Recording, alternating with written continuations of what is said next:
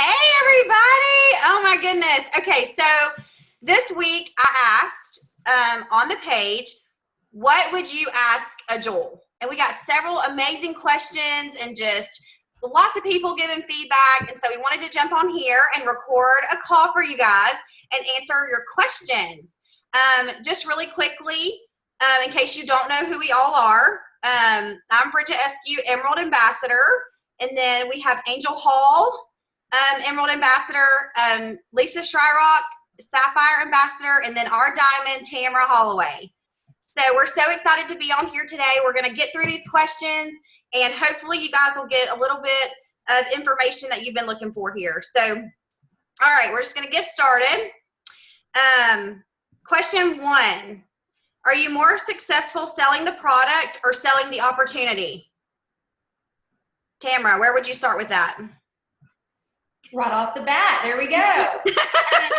You know what? I would say that you are going to be most successful where your passion lies the greatest. So if your belief is super strong in this opportunity, then you are going to be able to sell this opportunity. Because people are going to be drawn to whatever you're passionate about and whatever your belief is strong in. So my advice to you would be to become equally passionate about both. So many people are passionate about the products and they have no problem being bold and sharing those, but not as many people are as passionate about the business. I think because of fear, like they're scared to approach people about the opportunity. So get passionate about the business because this business is changing just as many lives as these products are. Yes, yes. Lisa, just to add on to that, what would be a super tip or a secret to selling the business along with the products right up front? Good question. Well, one of the tips would be make sure that the person that you are promoting to or trying to recruit to, that they have the desire to actually go on and promote and share this as a business and not just wanting to use this as a wholesale. You know, that's why I always interview first to find out where they're going to be, you know, with these products. And then that's how I lead my conversation, you know, after I ask them that question. Okay, awesome. Angel, how do you motivate people right away to start posting? I motivate them by asking them to post as soon as they get their products. As soon as they take the first slim or, you know, the first block, if they'll post their true results and just see how many, you know, posts they get on that comment or on that post, then that will kind of motivate them. Once they get, you know, a few comments, they see, oh my gosh, people are really going to be interested in this product. So I just think you should post right off the bat. Perfect. So next question is, what is the best message that you can send to inactives to gain their interest back when they typically don't respond to you? Anyone specific know how to approach that or if to approach it? I mean, I would say that a way that you can approach it is by being very vulnerable and honest with them and maybe asking them questions instead of saying, you got to come back and do this, or we miss you, or, you know, we need you to come on this team, you know, whatever it might be. Instead, you're asking them questions like, what made you, you know, drop out? You know, was it a product issue? Was it you didn't feel like you knew what you were doing? Did you need more help and support? So if you can identify the need, then you can come back and help them with the answer that will help meet that need. Yes. Okay, and I'm going to answer this next one. It's, what do you say to this is too expensive? And I like to always start with a daily breakdown of the product combination. So instead of saying, oh, this is $99.85 or this is $124.95 for triplex, I usually always say for less than $4 a day, you can feel better, have less pain, you know, more energy. Weight loss is a side effect. So I try to break it down into a daily amount because in their mind they're thinking, oh, well, I do drink coffee from, you know, Dunkin' Donuts or whatever in the morning. So I could cut that out. And then I'll also sometimes send the graphic that's, you know, we don't share publicly, but in a message that shows the breakdown of what we're kind of spending on a daily basis on other things that we could be spending on Plexus.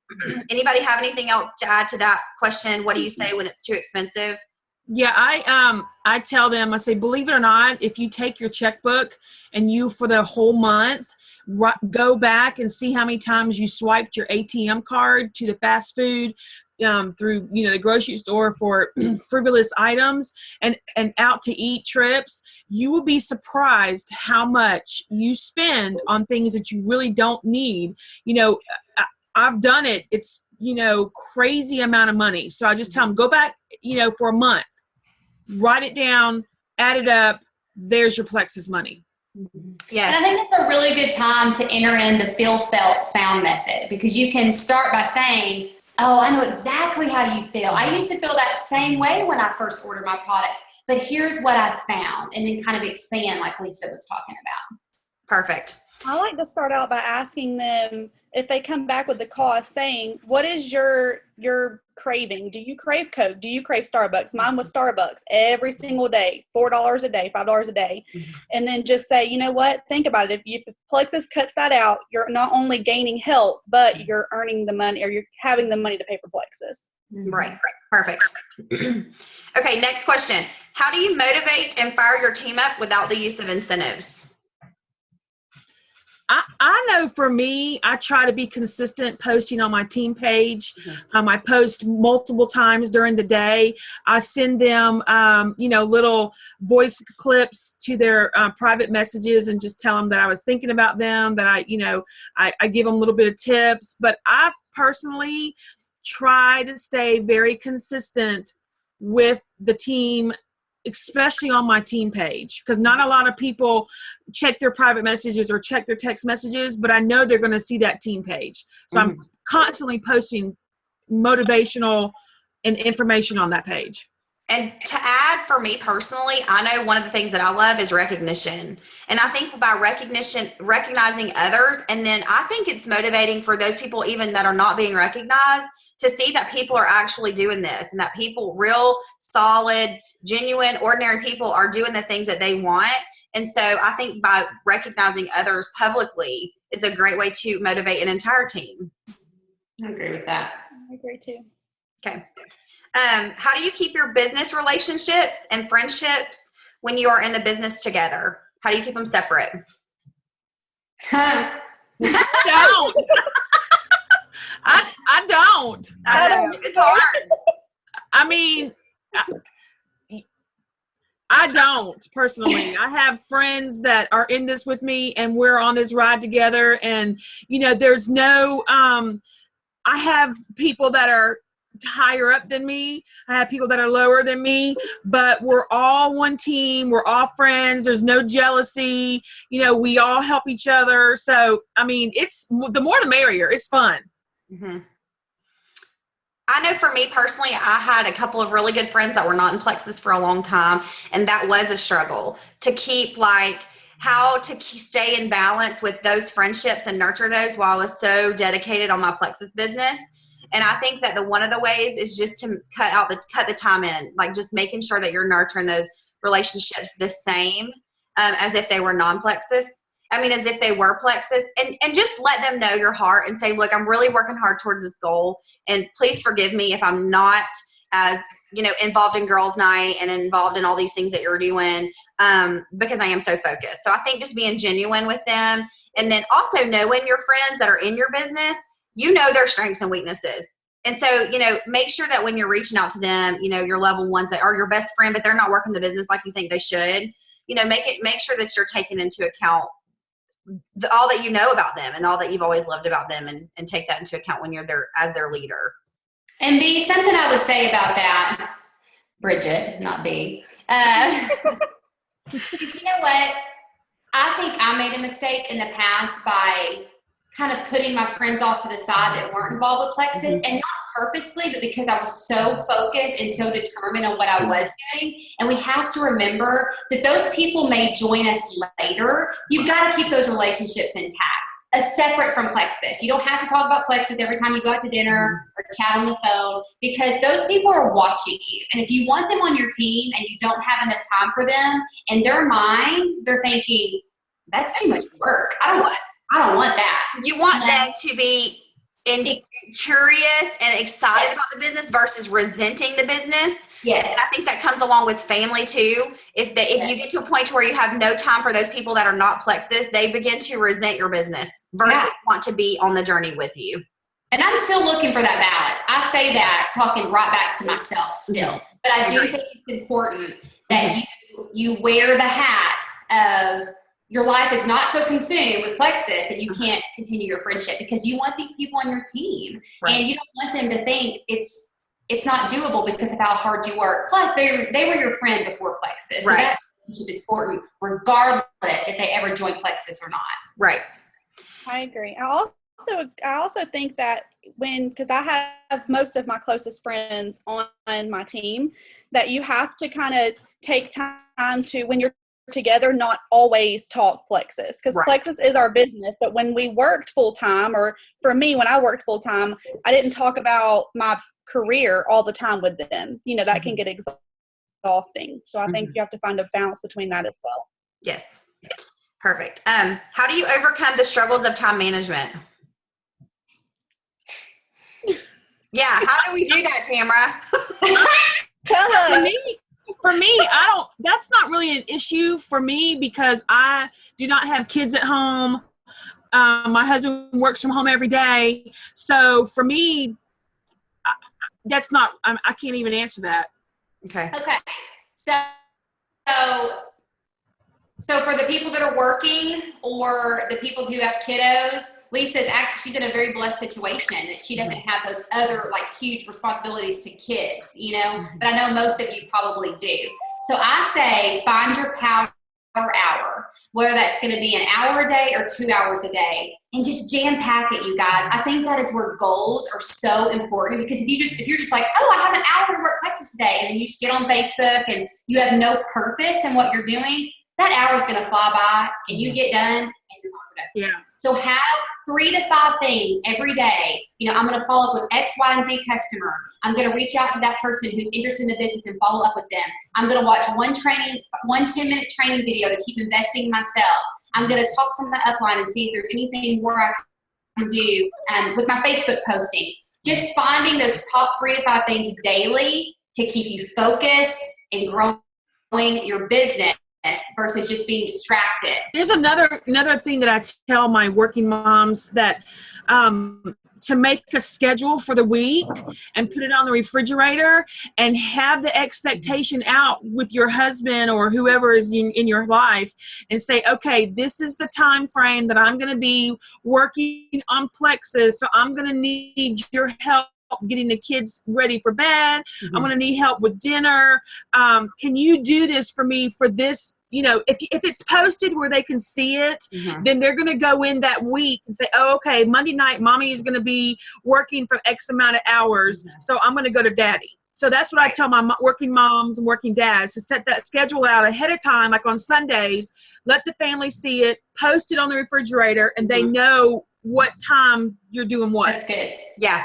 That's something that I wanted to start. I just started getting the supplies to do, because I would spring stuff onto Eric and be like, oh, I have a Zoom call today at 1. He's like, oh, well, I thought we were going to go do this. And I'm like, I forgot to tell you. Whereas he don't care, but it's like when it's last minute, it's nice for them, I think, to be prepared. And so let the people around you that support you know when you need your time. What is the best way to approach your different levels when they start withdrawing from the business? Approach your different levels? Do you mean like a level 2 that you notice has kind of slacked off? And maybe you don't have a personal relationship with them. What is the best way to approach them? Versus reach out. Yeah. Just reach out. I think it's as simple as that. Let's say you have, a level 2 that you had stood out to you. You thought, man, they're going to be great. And then, you slowly stop seeing them engaging on the page or not posting as much. Send them a personal voice message and say, hey, so-and-so, I noticed I haven't seen you around as much. I just want to encourage you because you are amazing. I saw so many things in you. Build them up. Build that belief back in. And just check in with them. You guys, I have seen that turn people around because it's that personal connection and it tells them you noticed them. They were doing something that stood out. Right. And it's not necessarily that you're, Tamara, reaching out for them about the Plexus post. example, I took a picture of Molly the other day in a funny pose. One of my level 3s loves Molly's sagas, right? So I posted a picture of her, and then I reached out to her and sent her a message, and I said, hey, haven't seen you in a while. I posted a picture of Molly. I know you love her, her funniness and the way the dog is. And she says, oh yeah, I did see that. So that triggers in her head, we're related by plexus. Maybe I should, start posting, and then it also gets you back on their feed. Mm-hmm.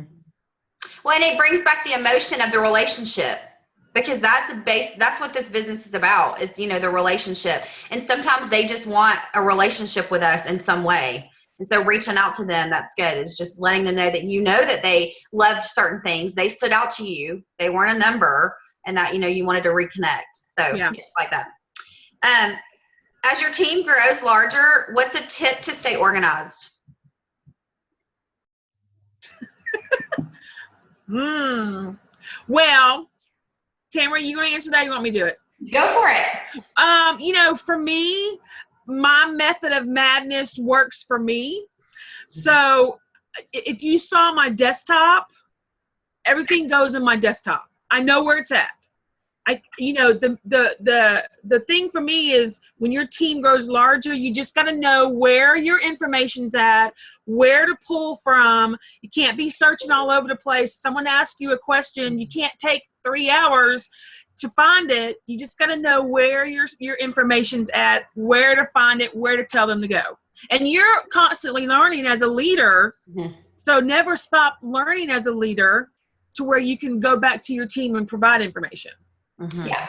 And, I think what stumped me for just a second was the ending, as your team grows, because I think it needs to start at the beginning. Mm-hmm. Again, a mistake I made. So if you could see my desktop, I have blue file folders all over my desktop, where I have before and after pictures. I have testimonies. I have training calls. I have inspirational posts that, I've written that had good feedback. So I saved those. So 3 months from now, I can recycle those, bring them back out, because new people are going to see them. I have graphics of all of our products. I have ingredients of all of our products, and so on and so forth. So if you have a way to get all those information that you can just pull from, and someone says, hey, what are the block ingredients? Oh, I've got that right here. And when you're doing that, though, teach them how to start organizing. Don't just hand it to them, because 2 months from now, they may say, oh, can you send me those block ingredients again? No, ma'am, you need to save that. Right. Because you're helping teach them, as you're helping them, you're teaching them to then go and do the exact same thing. Right. And also, one thing to add to that, Tamara, is I store a lot of things too on my phone. Mm-hmm. I have folders on my phone. So if I'm out and about, and I also screenshot a lot of things, to where if I'm out and about, I'm like, oh gosh, I can't get it to you till I go to my computer. That might be a make or break it for someone who's trying to recruit somebody. Mm-hmm. So I will save a lot of things on my phone. If they're, they need the information, like, oh, okay, I got it on my phone. So I'm never far away from any of my information that I need to help somebody, to possibly bring somebody on board. Mm-hmm. Got it. In my notes section right here, I have a list of different things that I'm asked often. So I save these, and then I can copy and paste to the person in a private message, whether this be a customer or an ambassador, and just add a little couple sentences at the top to make it more personal. But I use that all the time, that note section. Okay. And next question, what other types of marketing do you do besides Facebook? Do you do now, or have you done before? I think it's important to branch out to other social medias. Mm-hmm. I know we do Facebook, but you can post on Instagram and it posts to Facebook at the same time. Mm-hmm. Start with Twitter, Pinterest. I just think it's very, very important to reach out to other social medias other than just Facebook. Yes, agreed. And there's trainings on that. There's Sarah Robbins on YouTube. She has a specific training on how to build a business on Pinterest. So you could literally go to YouTube and type in Sarah Robbins Pinterest, and you can watch a video just on that alone. We had a call on Instagram, like Angel mentioned, with Vincent, I'm not sure how to say his last name, but he's a social media guru, and he did a call for our team on Instagram. Find that call, listen to that, and then you can start reaching out into other markets. Yes, and I also think that we need to go back to the basics of network marketing and talk to people. When you're out and you're at football games and baseball games and the grocery store, you know, I had a level 1 that she was in Publix, and she was looking for a specific shaving cream. But anyway, on the backside of that was vitamins. And a lady was just struggling looking, and she's like, can I help you find something you think, you know? And she's like, I'm just in so much pain. My diabetes is terrible. You know, I'm just looking for some B12.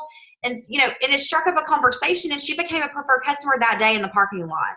So it's like you've got to go back to the basics of just talking to people and networking and finding out what is going on. So I think talking to people, wearing swag, wearing a Plexus shirt, wearing a Plexus hat, and just being able to strike up a conversation with your waitress, with your person checking you out at the grocery store, with your son's football coach's wife, whoever.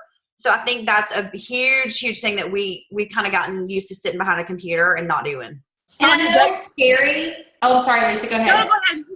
I was just saying, I know it's scary to do. I mean, it is. It's out of my comfort zone just to be like, hey, let's talk about this. But if you see a way in that you can bring it up. Yesterday, I was at Pottery Barn, and the lady I was talking to about buying a couple little decor items, she mentioned her allergies. And I just started talking to her about ProBio 5 and the stories I've seen that have helped so much with allergies. And she was like, oh my goodness, next time you're in, I want to order some of that for you. And I was like, great, I have some at my house I can bring to you. Yeah. And, you know, just being willing to open yourself up and speak to people. And if you keep in mind, if your mindset is, I can potentially help this person. Right. It's so much easier to talk to them instead of, oh my gosh, what are they going to think when I say such and such? Make your mindset, what if I could change this person's life? What if I could help her with her diabetes? What if I could help her with her allergies? And then it's easier to come out and talk to them. Yeah, there's a great video Sonia Deli made about, I think it's just a recent video she made, talks about, you know, I'm sorry that I overheard your conversation, but if I did not share what I know about these products with what you're suffering from, I just could not live with myself. So I want to give you some information, you know, or I saw somebody at the dentist office drinking a Diet Coke, and my joking humor, I just kind of said, girl, I know you are not drinking a Diet Coke, you know, and then she joined as an ambassador. So that's how the conversation led, you know, and so you never know. And one of the things too that I always say is you can't prejudge people, because you never know. Just because they look healthy on the outside does not mean that they're healthy on the inside. They could be a twig, appear to be healthy, and you say, oh, well, I'm not going to approach her. But she could be suffering from all kinds of stuff. So never prejudge. Yes. Okay, so you have an ambassador that's so excited to start the business. Then you get her in, and the fire goes away. How do you bring that fire back? Then it goes back to what Tamara said with reaching out. They want to hear your voice. Send voice notes. Don't, you know, type messages.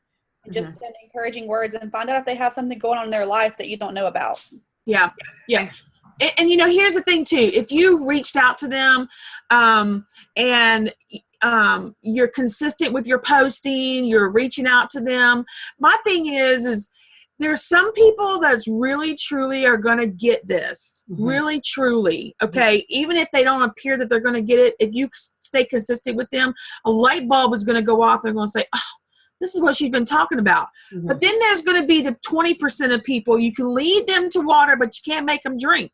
So you gotta kind of filter out what you've done to help this person. And then if it's been, you know, all that you can do, you can only do so much. Right. They've got to take the step to, you know, to help themselves too. Okay. What is the best way to get the word out about Plexus in a town where no one has ever heard of it? Talk. Yeah. I say any fall festival, any event, anything that you can get a booth at for very inexpensive, go. You don't have to have all the nice fancy things to put on your table. Just go and have a couple of catalogs and a brochure and some product bottles and talk to people. Join the garage sale pages. Yeah. Join those. I mean, I told you, y'all know 99.9% of my business has come off garage sale pages. So How was the garage sale find? Yes. So yeah, okay, agree. So just get out there, get in the community, get the name of the products out there, get people talking about it. Perfect. Okay, so we got like one more question here. Would you rather have someone as a preferred customer or as an ambassador, and why? I think that depends. I Agree. think it depends on what their needs are. I mean, I do give, I would say probably 75% of people who want to try the products, I give them all 3 options. Sometimes I'll leave out retail, but Yeah. I talk to them about the pros and cons of both. You know, make sure if you're giving them the preferred and ambassador option, you're letting them know that there's no 60-day money back guarantee as an ambassador. That's super important.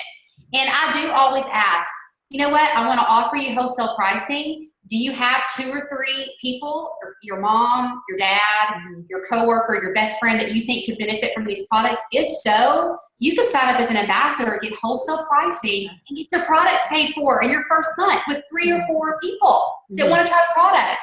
Some people are intrigued by that, and they immediately say, oh, I know I can get my husband to take them, Right. and my aunt and my best friend at work, she's been talking about it already. And some people say, you know what, I don't really think I'm ready to share it with anybody. I just want to get a good feel of it first. Preferred customer, for sure. Yep. Okay. Yes. Okay, so very last thing, if you guys could give one tip to an ambassador at any level of the business, what would it be? I have Let's 2. all do this one. Okay, go Lisa. I have Go, 2. Lisa. Follow up and consistency Okay. with anything in Plexus. Okay. One of mine was going to be consistency, because that's something that I failed with a little bit with, different life things. But stay consistent and stay passionate. Always in 3, maybe 3. Okay. Training. You are never trained enough. Continue watching videos all the time. Yes. Love it. Tamara. Train your team. Don't sign people up and wish them luck. Don't sign people up and say, I'm adding you to the team page. I'll shoot you an email. Get on the phone with them. Yeah. Engage them. You guys, when I started doing that with my people, it changed my business. Beforehand, I wasn't doing that. I was doing exactly what I said not to do. I was sending them an email with a couple of attachments, a few videos. I was not personally pouring in, connecting, and investing. You have to do that. 10% of the work is done when they click join Plexus, okay? The rest of the 90% is what you do in their first month. If you want a strong ambassador, train them. They are so much more likely to stay with you and keep that retention level if you engage with them, especially in those first 30 days. Those are the most important. We are prime examples of what you just talked about, Tamara. We're prime examples. I mean, here sits 2 emeralds and a sapphire because of you. So it's your training. Right. I appreciate that, but y'all are rock stars. But if I had not have engaged y'all, if I didn't have the relationship, who knows? Maybe he wouldn't be sitting there. I mean, we definitely can't say that, but I know how important it is to connect. Because in this business, sometimes you believe in them more than they believe in themselves. And that happens 100%. a lot. It does. And you guys did that with us. I mean, you guys did that with me. I was like, I failed at other companies. Y'all, I'm telling you, there's no way I can ever do this. I remember telling Lisa, if I can just make $1,000 a month, this can change my life. And she's like, girl, I know you can do this. I know you can. And I'm like, you're crazy. You're absolutely crazy to think that I can do this. But sometimes it takes someone else believing in you to give you the courage to do this and to keep having your back and to keep you motivated and pushing and moving forward. So I think that building belief in others is something that hands down is what we have to do in this business, and make sure that you're pulling the positive things out of the people that surround you all the time. 100%. Yes. Yes. I think that's the most important thing, actually. If I was asked what is the most important thing, not just a top tip, that is what I would say. Yeah. Investing, pouring in, and building belief into your team. Because you guys, that is what creates a team culture of belief, of working hard, of dreaming big. So they start pursuing those things, and they start to see success too. And when people see success in those first 30 to 60 days, they're going to stick with you. They're going to stick with you. Yep. That's true. Very true. Totally agree. All right, guys. Thank you so much for being on. Team, I hope we answered some of your questions, and I hope that you guys got some encouragement from this. And we're super excited for the rest of this year and just moving forward. Bye. Bye, y'all.